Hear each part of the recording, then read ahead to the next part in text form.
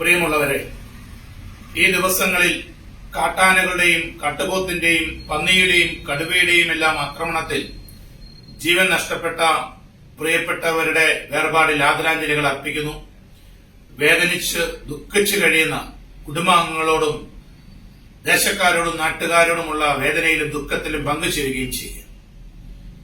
കേരളത്തിലെ ഈ ദിവസങ്ങളിൽ 50,000 രൂപയിൽ കൂടുതൽ ശമ്പളമോ പെൻഷനോ ഒറ്റത്തവണയായി പിൻവലിക്കാൻ പാടില്ല എന്ന നിർദ്ദേശം വന്നതിന്റെ പേരിൽ ലക്ഷക്കണക്കിന് രൂപ ശമ്പളം വാങ്ങുന്നവര് സമരം നടത്തിക്കൊണ്ടിരിക്കുമ്പോൾ, ഒരു സൈഡിൽ അവർ ഗവൺമെന്റിന് സർക്കാരിനെതിരെ സമരം നടത്തിക്കൊണ്ടിരിക്കുമ്പോൾ, ഇവിടെ ജീവിതത്തിന്റെ നിലനിൽപ്പിന് വേണ്ടി പറമ്പിൽ അധ്വാനിച്ച് കഷ്ടപ്പെടുന്ന ഒരുപറ്റം ആളുകൾ തങ്ങൾ നട്ടുപിടിപ്പിച്ച തങ്ങളുടെ വസ്തുവകകളുടെ, തങ്ങളുടെ കാർഷിക വിളകളുടെ സംരക്ഷണത്തിനും തങ്ങളുടെ ജീവനും സ്വത്തിനും സംരക്ഷണം വേണമെന്നും ആവശ്യപ്പെട്ടുകൊണ്ട് നിലനിൽപ്പിന് വേണ്ടിയുള്ള ഒരു അധ്വാനത്തിലാണ്, നിലനിൽപ്പിന് വേണ്ടിയുള്ള ഒരു പോരാട്ടത്തിലാണ്. ഇതിന്റെ ഇടയിലാണ് ഇപ്പോൾ വീണ്ടും വന്യമൃഗ ആക്രമണങ്ങൾ നടന്നുകൊണ്ടേയിരിക്കുന്നത്. 3 ജീവനുകളാണ് കഴിഞ്ഞ 2 ദിവസങ്ങൾ കൊണ്ട് നമുക്ക് നഷ്ടപ്പെട്ടത്. നാട്ടിൽ ജീവിക്കാൻ പറ്റാത്ത അവസ്ഥ. ദൈവത്തിന്റെ സ്വന്തം നാട്ടിനെ വന്യജീവികളുടെ നാടാക്കി മാറ്റുന്ന ഭരണകൂടങ്ങൾ, മനുഷ്യന്റെ ജീവനും സ്വത്തിനും സംരക്ഷണം നൽകേണ്ട സർക്കാരുകൾ നിസ്സംഗരായി നോക്കുകുത്തികളായിട്ട് നിൽക്കുകയാണ്. ആർക്കൊക്കെയോ വേണ്ടി 4-3 7 ഫോറസ്റ്റുകാരെ നിയന്ത്രിച്ചു നിർത്താൻ അറിയാത്ത വനമന്ത്രിക്ക് എങ്ങനെയാണ് തുടരുവാനുള്ള ധാർമ്മികമായ അവകാശമുള്ളത്? ആ മന്ത്രിക്കും അദ്ദേഹത്തിന്റെ പേഴ്സണൽ സ്റ്റാഫിനും അദ്ദേഹത്തിന്റെ ഡിപ്പാർട്ട്മെന്റിലെ ഫോറസ്റ്റ് ഉദ്യോഗസ്ഥർക്കും ശമ്പളം നൽകുന്നതിന് എന്ത് ബാധ്യതയാ? ശമ്പളം നൽകുന്നതിന് വേണ്ടി നികുതിയും മറ്റും അടയ്ക്കാനുള്ള എന്ത് ബാധ്യതയാ ഇവിടുത്തെ കർഷകർക്കുള്ളത്? ഈ ബാധ്യതയും കർഷകർ ഏറ്റെടുക്കുകയാണ്. എന്നിട്ടും ജീവനും സ്വത്തിനും സംരക്ഷണം ലഭിക്കാത്ത അവസ്ഥ.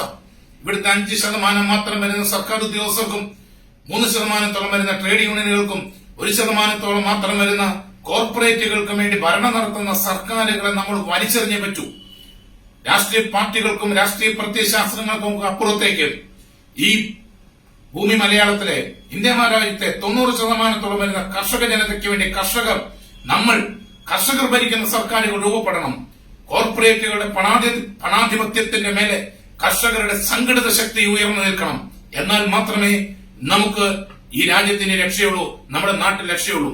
കോർപ്പറേറ്റുകൾക്ക് വേണ്ടിയിട്ട് അല്ലെങ്കിൽ വർഗീയത വിതച്ചുകൊണ്ട് ഭരണം നടത്തുന്ന കേന്ദ്ര സർക്കാരിന്റെ നടപടികളിലോ സ്വജനപക്ഷപാതവും അഴിമതിയും മാത്രം ലക്ഷ്യമാക്കി പ്രവർത്തിക്കുന്ന ഈ കേരളത്തിലെ ഭരണ പ്രതിപക്ഷ മുന്നണികളുടെ പ്രയാണത്തിൽ നിന്ന് നമ്മൾ കർഷകർ ഒരു നന്മയും പ്രതീക്ഷിക്കേണ്ട. നമുക്ക് വേണ്ടിയല്ല ഭരിക്കുന്നത്, കോർപ്പറേറ്റുകൾക്ക് വേണ്ടി 2 ഗവൺമെന്റുകൾ ഭരിക്കുന്നത്. അതിനാൽ തന്നെ ഇവിടുത്തെ കർഷക സംഘടനകൾ ഫാർമേഴ്സ് അസോസിയേഷനുകളുടെയോ അല്ലെങ്കിൽ കർഷക സംഘടനകളുടെയോ ഒക്കെ പേരില് സംയുക്തമായിട്ട് സ്ഥാനാർത്ഥികൾ മത്സരിക്കണം.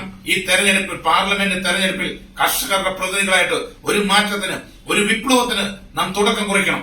2020 അങ്ങ് എറണാകുളത്ത് തുടങ്ങി വെച്ചിരിക്കുന്നത് പോലെ, ചാലക്കുടിയിൽ അവര് ഇറങ്ങിയിരിക്കുന്നത് പോലെ, അങ്ങ് കണ്ണൂരും കാർഷിക മേഖലയ്ക്ക് കൂടുതൽ പ്രാധാന്യമുള്ള കണ്ണൂരും വയനാട്ടിലും പാലക്കാടും ഇടുക്കിയിലും പത്തനംതിട്ടയിലുമെല്ലാം കർഷക സ്ഥാനാർത്ഥികളെ നിർത്തി കർഷക സംഘടനകളുടെ പ്രതിനിധികളെ, ഈ നാട്ടിൽ അധ്വാന വർഗത്തിന്റെ പ്രതിനിധികളെ ജയിപ്പിച്ച് വിടുവാനുള്ള സംഘടിത ശക്തി കാണിക്കേണ്ട സമയമാണ്.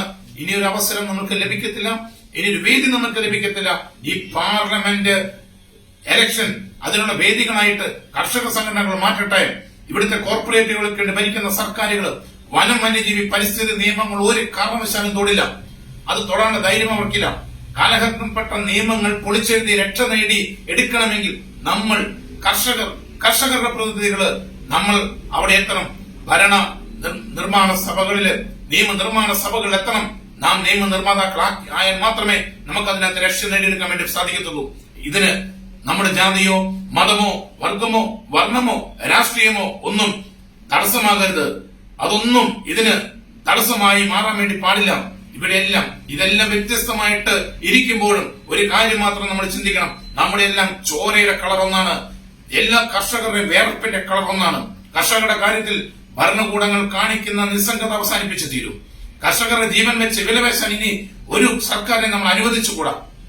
നമുക്ക് സ്വാതന്ത്ര്യം കിട്ടണമെങ്കിൽ നമ്മുടെ വിളകൾക്ക് വില ലഭിക്കണമെങ്കിൽ, നമ്മുടെ വിളകൾക്ക് സംരക്ഷണം ലഭിക്കണമെങ്കിൽ, നമുക്ക് ഈ നാട്ടിൽ സുരക്ഷിതമായിട്ട് കൃഷി ചെയ്ത് ജീവിക്കാൻ സാധിക്കണമെങ്കിൽ നാം സംഘടിതരായിട്ടേ പറ്റുള്ളൂ. കർഷകർ സംഘടിതരാകണം. നമ്മൾ കർഷകരുടെ രക്ഷ നമ്മുടെ കൈകളിലാണ്. ആ കൈകളിൽ നമ്മുടെ വോട്ടവകാശം ഇരിക്കുന്നിടത്തോളം കാലം നമ്മൾ സംഘടിതരായിട്ട് തീരുമാനിച്ചാൽ തീരാവുന്ന പ്രശ്നമേ ഉള്ളൂ. അതുകൊണ്ട് കർഷകരുടെ ഇന്ത്യക്കായി നമുക്ക് ഒന്നിക്കാം. കർഷകർ ഭരിക്കുന്ന കേന്ദ്ര സംസ്ഥാന സർക്കാരുകൾ രൂപപ്പെടുന്നതിനായിട്ട് നമുക്ക് അധ്വാനിക്കാം, പ്രയത്നിക്കാം, സംഘടിതരാകാം. ഒരു കർഷക ഇന്ത്യ രൂപപ്പെടുത്താം. കാർഷിക നിയമങ്ങൾ നമുക്ക് പൊളിച്ചെഴുതിക്കൊണ്ട് അടുത്ത തലമുറ മണ്ണിൽ അധ്വാനിച്ച് ജീവിക്കാൻ വേണ്ടുന്ന ഒരു മുന്നേറ്റത്തിനായിട്ട് നമുക്ക് തുടക്കമിടാം. ഈ പാർലമെന്റ് ഇലക്ഷൻ അതിനുള്ളൊരു വേദിയാകട്ടെ.